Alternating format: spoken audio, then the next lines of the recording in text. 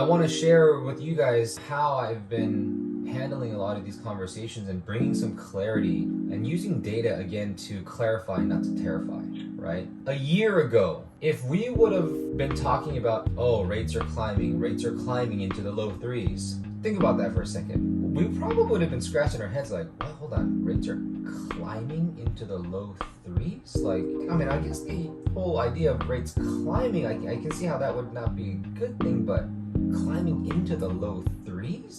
Can you guys get the point I'm trying to make here? They're climbing into the low threes, which is still insane. Yes, over the last maybe 2.5 weeks, almost 3 weeks, the rates have gone up noticeably, but they've gone up into the low threes, which is still, so we need to be the ones to get them to refocus, not on the fact that the rates have risen, getting them to have that perspective of like, hey, you being so wound up on this rising rate, right, that you're completely ignoring the opportunity to gain a better quality of life for yourself and your family. And the reason I say that too is because you don't fall in love with a rate, right? What do we fall in love with though? We fall in love with a home.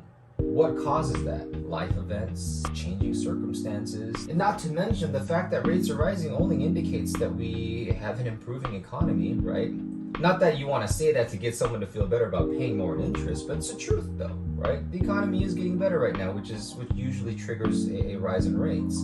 Getting people to have that proper perspective, and again, using that word macro, yeah, the rates have risen, but look where we're still at right now. One other thing, I've had at least 2 or 3 conversations about the bubble and the crash. Like, cause back in the 2008 crash, we weren't really old enough to have like a perspective, like an adult perspective. It was just something our parents really mainly dealt with, not so much us. But one of the clients that I spoke with, their leads, he's like in his 50s, and so he clearly remembers, and he owned real estate back then. The conversation was, he's convinced that it's gonna crash. So like my first question to him was like, can you send me the data that you're looking at? Because I want to understand, because you got to seek first to understand, right? So I'm like, can you send me that data? And I mean, he's just like, oh no, I just hear it on the news and whatever. I'm like, because the data that I have, it does not support that claim. And so I just want to make sure that, that we're reading the right data here, right? And so I obviously had to do some research more and kind of figure out exactly what happened back then. And what it all kind of boiled down to, what I was able to kind of determine, back then, it was almost harder to not get qualified for a loan than it was to get qualified for a loan. Anybody, and I always use this example, but a monkey with a pencil could have gotten financing, as long as they know how to scribble on a piece of paper.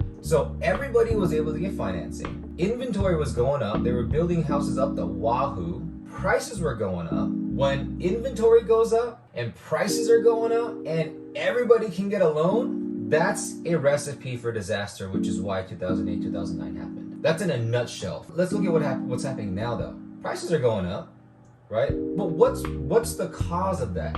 It's simply economic supply and demand. That's all it is. Inventory surely ain't going up. Inventory is the lowest it's been in the history of FHFA.